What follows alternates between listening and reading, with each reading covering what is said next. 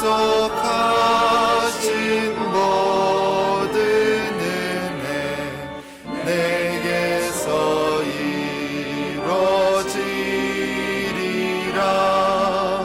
참되고 의지하는 자 주께서 기억하시리.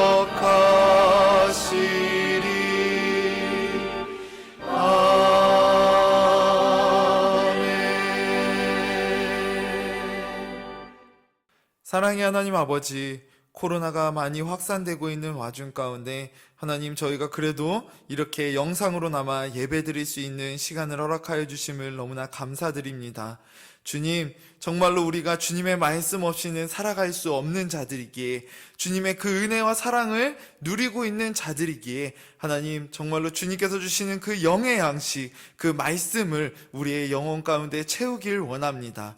주님, 오늘 이 시간에도 함께하여 주셔서 우리의 심령을 만져주시고 주님 말씀하시고 역사하여 주셔서 주님, 어떤 상황 가운데에서도 정말로 주님이 기뻐하시는 정말로 믿음의 삶을 살아갈 수 있는 그런 우리 모두가 될 수 있도록 인도하여 주시옵소서. 오늘도 우리에게 주님의 사랑과 능력으로 역사하여 주시고, 오늘 선포되어지는 그 말씀 가운데에서도 정말로 우리가 깨닫고 주님 앞에 결단함으로써 정말로 주님이 기뻐하시는 모습으로 한 걸음 더 나아갈 수 있는 그런 우리 모두가 될 수 있도록 인도하여 주시옵소서. 예수님의 이름으로 기도드렸습니다. 아멘.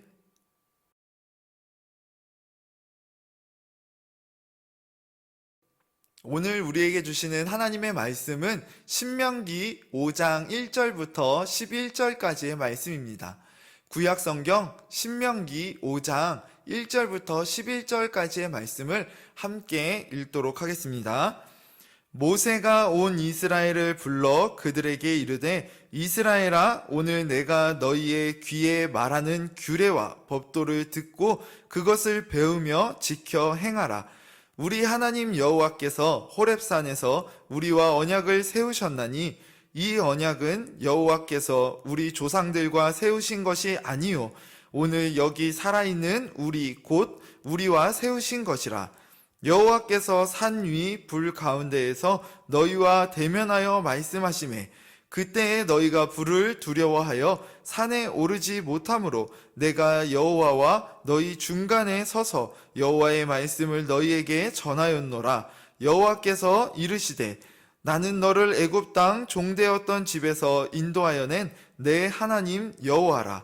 나 외에는 다른 신들을 내게 두지 말지니라. 너는 자기를 위하여 새긴 우상을 만들지 말고 위로 하늘에 있는 것이나 아래로 땅에 있는 것이나 땅 및 물 속에 있는 것에 어떤 형상도 만들지 말며 그것들에게 절하지 말며 그것들을 섬기지 말라. 나 내 하나님 여호와는 질투하는 하나님이즉 나를 미워하는 자의 죄를 갚되 아버지로부터 아들에게로 3, 4대까지 이르게 하거니와 나를 사랑하고 내 계명을 지키는 자에게는 1000대까지 은혜를 베푸느니라. 너는 내 하나님 여호와의 이름을 망령되이 일컫지 말라. 나 여호와는 내 이름을 망령되이 일컫는 자를 죄 없는 줄로 인정하지 아니하리라. 아멘. 사랑하는 성도 여러분, 우리나라에서는 5월을 어떤 달로 매년 기념하고 있는지 혹시 아십니까? 네, 맞습니다. 바로 가정의 달로서 기념하고 있는 달이 바로 매년 5월입니다. 이 가정의 달이라고 하면 크게 두 가지의 기념일이 떠오르실 것입니다. 먼저 첫 번째로는 5월 5일인 어린이날이 기억나실 것입니다. 이 5월 5일 어린이날은 어린이의 인격을 소중히 여기고 어린이의 행복을 도모하기 위해 제정한 기념일이라고 합니다. 여기서 어린이라는 단어가 등장하게 된 배경에는 사회에서 제대로 보호를 받지 못하던 현실 가운데 어린이들을 인격을 가진 한 사람의 독립된 사회의 구성원으로 대해야 한다는 의미로 어린이라고 부르기 시작했다고 이야기합니다. 그래서 어린이날은 미래 사회의 주역인 어린이들이 티 없이 맑고 바르며 슬기롭고 씩씩하게 자라갈 수 있도록 어린이들에게 꿈과 희망을 심어주고자 제정한 기념일인 것입니다. 그러면 나머지 하나는 무엇일까요? 그것은 바로 5월 8일인 어버이날입니다. 이 어버이날이라는 것은 미국의 마더스데이라는 어머니의 날로 지키는 그 날로부터 영향을 받아 기념하게 된 날인데, 원래는 우리나라에서도 어머니의 날로서 기념되다가 아버지의 날이 따로 없기 때문에 형평성에 맞지 않는다는 그런 주장이 제기되어서 그 형평성의 논리에 따라서 이제 어머니와 아버지를 함께 포함하는 어버이라는 고어가 재발굴되어 사용되었다고 합니다.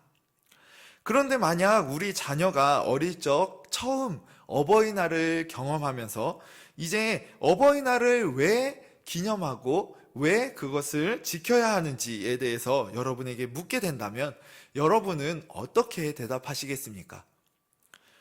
이 어버이날은 낳아주시고 길러주신 아버지와 어머니의 사랑에 대해 깊이 돌아보며 감사하는 날입니다. 이 부분에 대해 잘 설명하기 위해서는 필수적으로 존재의 근원에 대한 이야기를 설명해야만 합니다.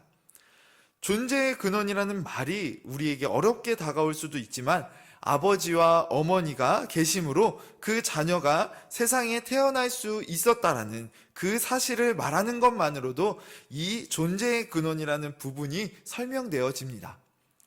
몇 달이나 지난 5월에 대해 이야기를 나누었던 것은 이 존재의 근원에 대한 이야기를 하고자 했기 때문입니다. 자녀들이 부모님을 사랑하고 섬겨야 하는 가장 큰 이유는 자신이 존재하게 된 그 존재의 근원이 부모님이시기 때문입니다. 그리고 그 자녀가 성인으로 자라기 위해서는 부모님의 그 사랑의 돌봄과 양육이 있어야 하므로 그 은혜를 누리고 있는 자녀라면 마땅히 그리고 당연히 부모님께 감사와 사랑을 표현해야 할 것입니다. 그런데 이 원리가 하나님과 하나님의 백성들 사이에도 그리고 더 나아가 만물에도 적용된다는 사실을 아십니까? 세상의 시작으로 거슬러 올라가 보면 만물이 존재할 수 있게 된 근원은 분명 창조주 하나님이심을 깨닫게 됩니다. 이 세상의 모든 만물은 하나님께서 창조하신 것이며 그리고 그분 없이는 아무것도 존재할 수 없기 때문입니다. 지금 본문에 나오는 이스라엘 백성도 마찬가지입니다. 그들은 하나님의 놀라운 은혜로 말미암아 생명을 부여받은 자들입니다. 왜냐하면 그들은 하나님의 놀라우신 그 은혜로 말미암아 애굽으로부터 구원받아 하나님의 인도하심을 따르는 그분의 백성이 되었기 때문입니다. 하나님의 백성으로서의 그들은 하나님의 은혜로 말미암은 것입니다. 보통 가족관계에 대하여서 다른 말로 혈연관계라고 표현하기도 합니다. 이것은 피로 이어진 특별한 관계라는 부분을 이야기하는 것인데, 하나님께서 이스라엘 백성들의 존재의 근원이 되신다는 그 사실, 그것 또한 하나님과 이스라엘 백성 사이에 특별한 관계가 있다는 것을 우리에게 보여줍니다. 그런 이스라엘 백성들에게 지도자인 모세는 오늘 본문의 말씀을 이야기하고 있습니다. 먼저 본문 1절의 말씀을 우리 함께 읽어보겠습니다. 모세가 온 이스라엘을 불러 그들에게 이르되 이스라엘아, 오늘 내가 너희의 귀에 말하는 규례와 법도를 듣고 그것을 배우며 지켜 행하라. 아멘. 모세는 이스라엘을 불러 모아 그들에게 규례와 법도를 듣고 배우며 지켜 행할 것을 이야기합니다. 모세가 전할 이 규례와 법도는 당연히 하나님께서 말씀하시고 명하셨던 규례와 법도입니다. 그런데 모세는 이어서 2절에서 언약에 대해서 이야기합니다. 함께 2절과 3절을 읽어보겠습니다. 우리 하나님 여호와께서 호렙산에서 우리와 언약을 세우셨나니 이 언약은 여호와께서 우리 조상들과 세우신 것이 아니요 오늘 여기 살아있는 우리 곧 우리와 세운 것이라. 아멘. 모세는 여호와께서 호렙산에서 이 백성과 언약을 세우셨음을 이야기하며 그들이 언약 백성임을, 하나님의 약속을 가진 자들임을 이야기합니다. 그런데 이 언약에 대해 설명하며 모세는 그것이 우리 조상들과 세우신 것이 아니요, 오늘 여기 살아있는 우리, 곧 우리와 세운 것이라 라고 이야기를 합니다. 모세가 이렇게 이야기한 이유는 이 언약을 주신 하나님께서 그저 조상들의 하나님이 아닌 바로 우리 하나님이라는 것을 그들에게 심어주길 원했기 때문입니다. 조상들로부터 듣고 그들을 인도하셨던 하나님은 굉장히 멀게 느껴지며 그들의 삶과도 떨어져 계신 분으로 느껴질 수도 있습니다. 그러나 그 하나님께서 조상들만이 아닌 지금의 이스라엘 백성인 그들과 언약을 세우신 것이라면 그들이 느끼는 하나님은 자신과 직접적인 관계를 맺으신 그런 가까운 하나님으로 인식하게 될 것입니다. 그러므로 이것은 현재의 자신들과 하나님의 관계가 어떤 것인지 바르게 알라는 이야기입니다. 그들이 믿고 따르는 하나님은 과거의 하나님이 아니며 현재도 그들과 언약을 세우시고 그들의 하나님이 되셔서 그들을 인도하시는 분이심을 깨달으라는 것입니다. 그리고 이 언약이 우리 조상들과 세우신 것이 아니요 라는 표현에서 우리는 한 가지 사실을 더 발견하게 됩니다. 그것은 하나님께서 함께 하시는 언약 백성은 하나님의 규례와 법도를 따르는 자들이라는 것입니다. 여기서 어떻게 이런 사실을 발견할 수 있는가 하면 그들이 광야에 40년 방황을 마치고 세대 교체를 이룬 출애굽 2세대라는 것과 그들의 이전 세대는 하나님의 그 명령에 순종하지 아니함으로 모두 광야에서 생을 마감했다는 사실을 통해서 알 수 있습니다. 이전의 세대는 하나님의 명령에 순종하지 아니함으로 스스로 하나님의 언약 밖으로 벗어난 자들이었습니다. 그렇기 때문에 모세는 이제 세대 교체가 이루어진 그 상황 가운데 과거의 실수를 바탕으로 이스라엘 백성들이 하나님의 언약 안에 거해야 함을, 그분의 말씀인 규례와 법도를 따르는 삶을 살아야 함을 가르쳐 주고 있는 것입니다. 그래야 그들이 진정한 언약 백성으로서 하나님의 언약 안에 거할 수 있기 때문입니다. 이어지는 본문 4절과 5절을 함께 읽어보겠습니다. 여호와께서 산 위 불 가운데에서 너희와 대면하여 말씀하시매 그때에 너희가 불을 두려워하여 산에 오르지 못하므로 내가 여호와와 너희 중간에 서서 여호와의 말씀을 너희에게 전하였노라. 여호와께서 이르시되 아멘. 모세는 호렙산에서 언약을 맺을 때의 상황에 대해서 이야기해주고 있습니다. 하나님께서는 이스라엘 백성들을 미리 준비하게 하시고 호렙산에 불 가운데 임하셨습니다. 그리고 중요한 표현이 나오는데 그것은 대면하여 라는 표현입니다. 이것은 원어의 표현으로는 너희와 정면으로 라는 표현인데 우리말로 번역하여질 때 얼굴과 얼굴을 대하여서 그리고 마주보고 라는 의미로 해석되어질 수 있습니다. 하나님께서 이스라엘 백성들과 마주보고 이야기하셨다는 것은 굉장히 놀라운 일입니다. 이것은 전능하신 하나님께서 그 백성에게 특별히 마주 이야기하셨다는 것이며 그것은 하나님과 이스라엘 백성 사이에 특별한 그리고 친밀한 관계가 있음을 보여주고 있기 때문입니다. 이 사건은 하나님께서 택한 백성인 그 이스라엘을 얼마나 사랑하시며 특별히 여기시는지를 우리에게 보여줍니다. 어느 민족이 하나님의 임하심을 눈으로 볼 수 있었으며 그분의 말씀을 들을 수 있었습니까? 오직 이스라엘 백성뿐이었습니다. 하나님께서는 택한 백성인 이스라엘을 위하여 호렙산에서 친히 불 가운데 임하셔서 그들에게 말씀하셨습니다. 그러므로 이것은 하나님께서 그들에게 특별한 관심과 사랑을 가지고 계심을 보여주는 것입니다. 이어지는 6절부터는 하나님께서 그 백성에게 명령하신 규례와 법도의 내용에 대한 설명이 나옵니다. 우리 함께 본문 6절과 7절을 읽어보겠습니다. 나는 너를 애굽 땅 종되었던 집에서 인도하여 낸 내 하나님 여호와라. 나 외에는 다른 신들을 내게 두지 말지니라. 아멘. 6절에 보면 이 계명을 선포하신 분이 누구인지 밝히고 있다는 것을 볼 수 있습니다. 그분은 애굽 땅에서 종으로 고난을 당하고 있던 백성을 인도하여 구원하신 여호와 하나님이십니다. 여호와 하나님께서는 그들의 구원자이십니다.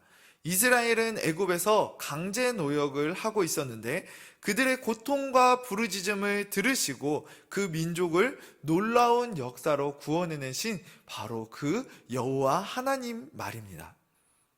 이어지는 7절에서는 그 구원자 하나님께서 그들이 지켜야 할 계명에 대해 말씀해주고 계십니다. 첫 번째 계명은 나 외에 다른 신들을 내게 두지 말지니라 입니다. 하나님께서는 그들에게 하나님 외에 다른 신들이 있어서는 안 된다고 말씀하십니다. 여기서 하나님과 대조되는 다른 신들이라는 것은 무엇을 이야기하는 것일까요? 이건 하나님 외에 진짜 다른 신이 존재한다는 것이 아니라 주변 민족들이 신으로 섬기고 있는 것들에 대해서 이야기하신 것입니다. 전에 이야기를 나눈 적이 있는데 하나님 외에 다른 신들이란 사람의 욕심이 반영되어 풍요나 다산 그리고 날씨에 대한 부분을 좌지우지하고 싶어하는 인간적 바램에서 출발하게 되었다는 것을 우리가 기억해야 합니다. 이것은 다시 말해 주변 민족들이 섬기고 있었던 다른 신들이란 인간적 욕심이 탄생시킨 허황적인 존재에 불과하다는 것입니다.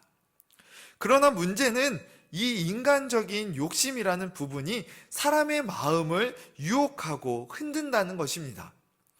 사람들은 누구나 풍요롭고 행복한 삶을 살기 원합니다. 그러므로 이것을 채워줄 수 있는 존재가 있다고 한다면 혹시나 하는 마음에라도 관심을 가지게 됩니다. 만약 그 바람이 강하다면 그 유혹 또한 더 강하게 다가올 것입니다. 이런 우상에 대한 부분은 두 번째 계명으로도 이어지는데 함께 본문 8절과 9절을 읽어보도록 하겠습니다. 너는 자기를 위하여 새긴 우상을 만들지 말고 위로 하늘에 있는 것이나 아래로 땅에 있는 것이나 땅 및 물속에 있는 것에 어떤 형상도 만들지 말며 그것들에게 절하지 말며 그것들을 섬기지 말라. 나 내 하나님 여호와는 질투하는 하나님인즉 나를 미워하는 자의 죄를 갚되 아버지로부터 아들에게로 3, 4대까지 이르게 하거니와. 아멘. 하나님께서는 자기를 위하여 새긴 우상을 만들지 말고 라고 말씀하시며 이 우상이란 것이 자기를 위한 것, 곧 개인의 욕심과 바램이 만들어낸 것이라는 사실을 보여주고 계십니다. 사람은 삶을 살아가며 자신의 힘으로는 어찌할 수 없는 그런 한계들에 부딪히게 됩니다. 그런 가운데 이것을 해결해 줄 무언가를 찾아 의지하고 싶어 하는데 그런 마음이 길을 잃어버려 헤매이게 될 때에 과연 어떤 일이 벌어지게 될까요? 자신의 바램을 이루어줄 무언가가 있다고 믿고 그것을 형상화하려고 합니다. 눈에 보이는 무언가로 그것을 표현하려고 한다는 것입니다. 이것은 아주 오랜 역사 속에 등장한 다양한 신상들을 통하여서 확인할 수 있습니다. 정말 오랜 역사만큼이나 다양한 신상들이 만들어져 왔습니다. 그리고 그 신상들을 살펴보면 하나님께서 왜 두 번째 계명에서 위로 하늘에 있는 것이나 아래로 땅에 있는 것이나 땅 및 물속에 있는 것에 어떤 형상도 만들지 말며 라고 말씀하셨는지를 이해하게 됩니다. 어떤 신상은 새의 머리에 사람의 몸을 하고 있고 또 어떤 신상은 인간의 머리와 그리고 상반신에 하반신은 물고기의 형상을 하고 있는 것도 있습니다.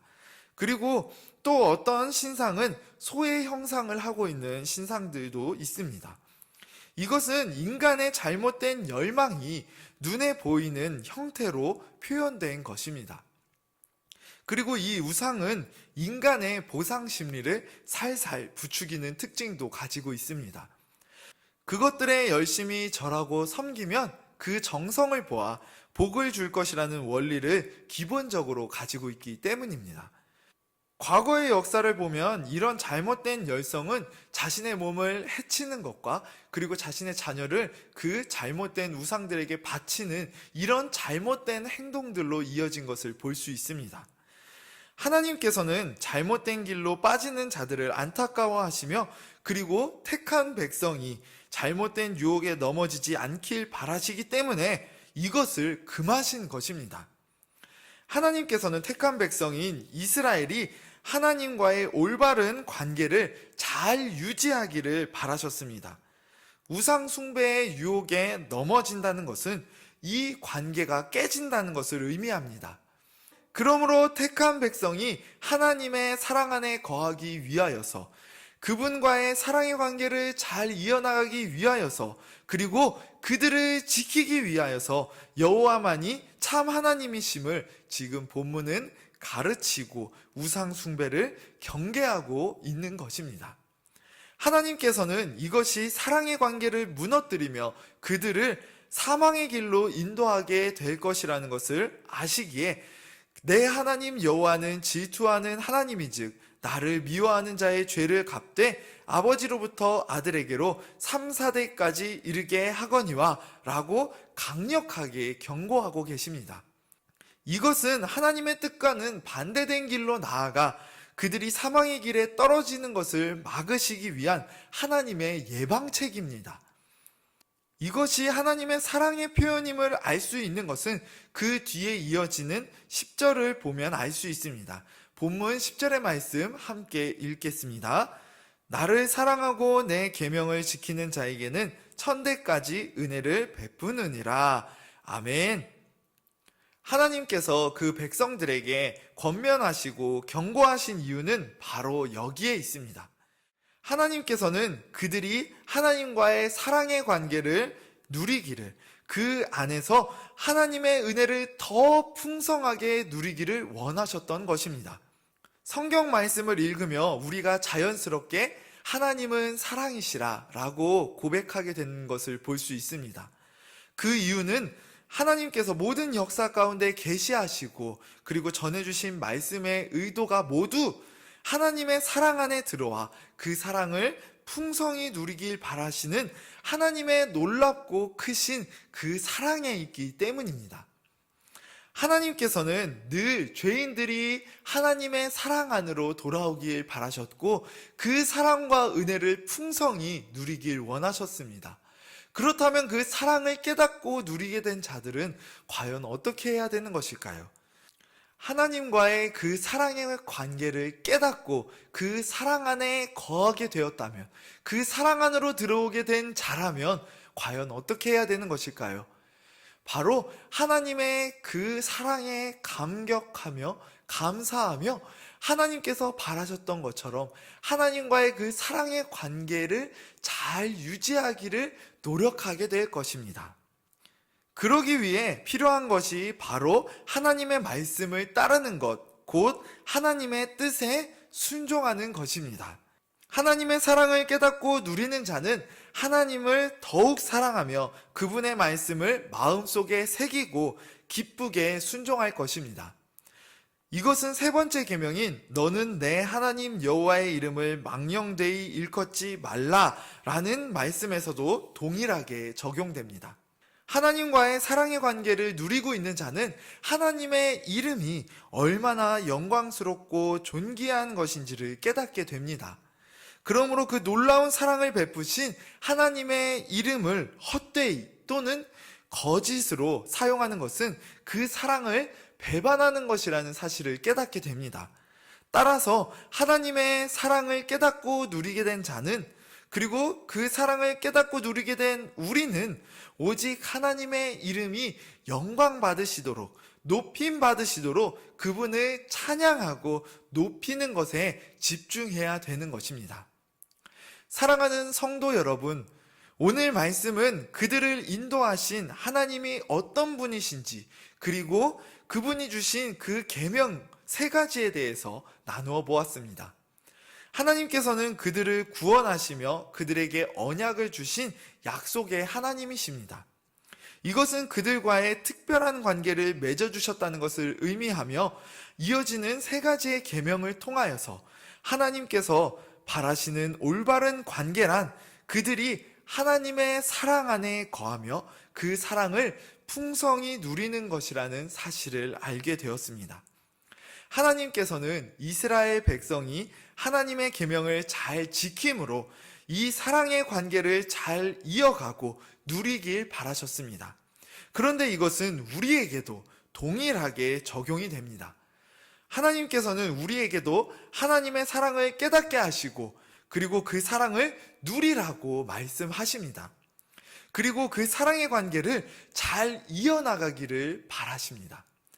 그렇기에 하나님의 사랑을 깨닫고 그 사랑 안에 들어왔다면 우리가 해야 할 것은 그 사랑을 베풀어 주신 하나님의 말씀과 뜻을 따르기에 최선을 다하는 것입니다. 그것이 바로 세상의 유혹과 핍박으로부터 우리를 지키는 유일한 방법이며 그리고 우리가 계속해서 하나님의 사랑 안에 거할 수 있는 그 사랑의 관계를 잘 이어나갈 수 있는 핵심이기 때문입니다. 그러므로 어떠한 상황 속에서도 우리를 붙드시는 그 하나님과의 사랑의 관계를 잘 이어나가는 그런 우리 모든 송우교회 믿음의 가족들 되시기를 진심으로 소망합니다. 정말로 하나님께서 우리에게 바라시는 것, 그 사랑 안에 거하며 그 사랑을 누리며 그 사랑의 관계를 잘 이어나가는 그런 우리 송우교회 믿음의 가족들 되시기를 진심으로 소망합니다. 함께 기도하겠습니다. 사랑의 하나님 아버지 감사합니다. 우리를 너무 사랑해 주셔서 친히 구원의 역사를 이루시고 그 은혜 가운데 우리를 인도하여 주심을 너무 감사드립니다. 우리는 그 은혜로 말미암아 구원받은 자로서 하나님의 사랑 안에 초청받았음을 기억하며 하나님과의 사랑의 관계를 잘 이어나가길 소망합니다. 하나님의 그 사랑의 말씀을 통하여 우리가 무엇을 따르며 무엇을 경계하고 어떤 마음으로 살아가야 하는지 날마다 깨닫게 하여 주시옵소서. 그래서 그 말씀을 따라 순종함으로 하나님과의 사랑의 관계를 잘 이어나가며 주님께서 바라셨던 것처럼 그 사랑의 깊은 은혜를 누리며 그리고 주님이 기뻐하시는 길로 나아가는 우리 모두가 되도록 주님 인도하여 주시옵소서. 이제는 우리를 사랑하사 생명을 내어주신 예수 그리스도의 크신 은혜와 하나님의 한량없으신 사랑과 성령의 교통하심이 하나님의 은혜로 말미암아 성도된 자로서 하나님의 말씀을 따라 그 사랑의 관계를 잘 이어나가기로 결심한 모든 성도들 머리머리 위에 이제로부터 영원토록 함께 있을지어다. 아멘.